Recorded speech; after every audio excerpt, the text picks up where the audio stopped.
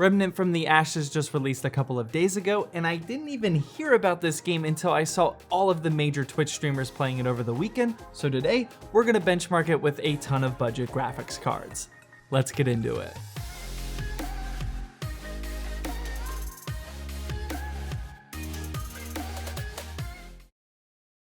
Hey, welcome to Zach's Tech Turf. Today we're going to be benchmarking the new Remnant from the Ashes with 8 budget graphics cards, and I'm actually enjoying this game a lot, so we're going to make this video short and sweet so I can go play it some more. And if you're new here and you want to see more benchmarking videos like this one, then hit that subscribe button down below and also the notification bell. That way you never miss an episode. No sponsor for today's video because I'm serious, let's get this thing rolling. For today's testing, I have 8 budget graphics cards plus the 3400G's integrated graphics, and these are the same ones that I've been using in a ton of other benchmarking videos. For the AMD side of things, we have the RX 460, RX 570, and the RX 480, and over on the NVIDIA side, we have the GTX 750 Ti, which I will phase out here soon. We also have the GTX 960, GTX 970, GTX 1050 Ti, and finally the GTX 1060. All of these graphics can be found for under $100 now on the used market, which is great, but I'm starting to realize that I should probably update this lineup of cards here very soon. Let me know down in the comment section what graphics cards you want to see me add to this series, especially before all of these new releases for the holiday season. For our testing platform, we're actually using a new benchmarking rig that I just built, which hopefully I don't need to deconstruct anytime soon, and I can finally just use this as a dedicated benchmarking computer. Side note, huge thanks to Be Quiet for sending over this massive dark-based 900 Pro Rev 2 case, which is perfect because I have a ton of room to swap parts in and out, and they also sent me the silent 600 watt power supply that's underneath the shroud. Other than that, this testing rig is rocking a Ryzen 5 3400G, which I think is a good combination for most of these GPUs, plus I get another thing to benchmark with the integrated graphics. The motherboard is an MSI X570A Pro with the latest BIOS update, 16GB of Team Group 3000 MHz DDR4 RAM, and the game is installed on a 120GB ARI SSD. Booting into the actual game finally, here's what the video settings page is looking like, and you can see that there really aren't that many options, which makes this super easy for me. For today's testing, I'll be creating my own low, medium, etc. presets, and when I say high settings, for example, that just means that every setting is set to high.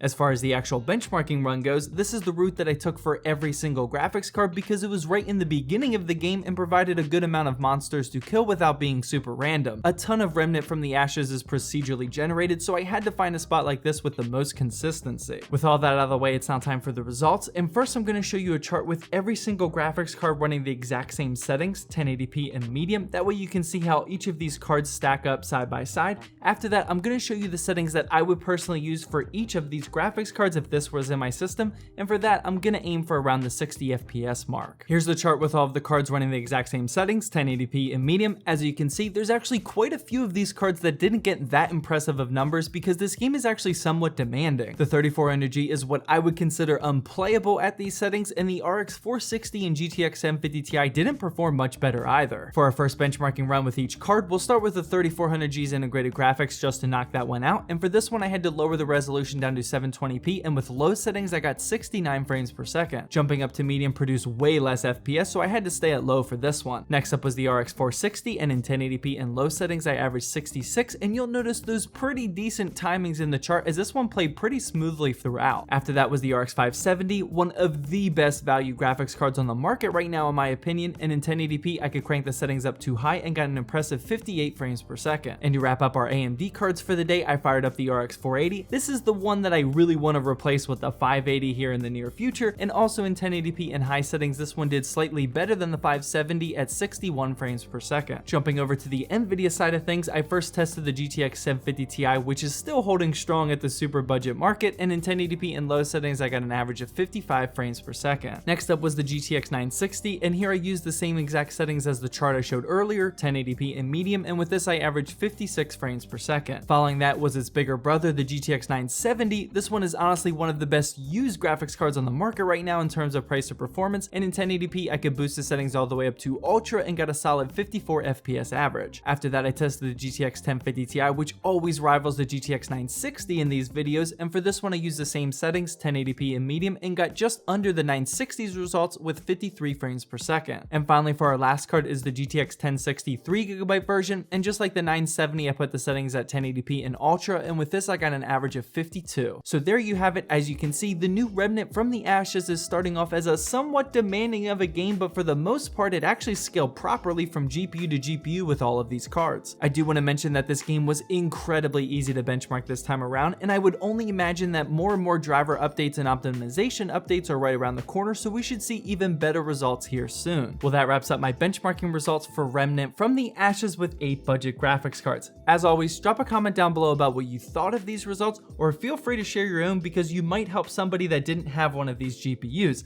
After that, feel free to head on over to one of these 2 videos if you haven't seen them yet, and definitely hit that subscribe button because coming up next, a baller gaming PC build guide. You don't want to miss that video.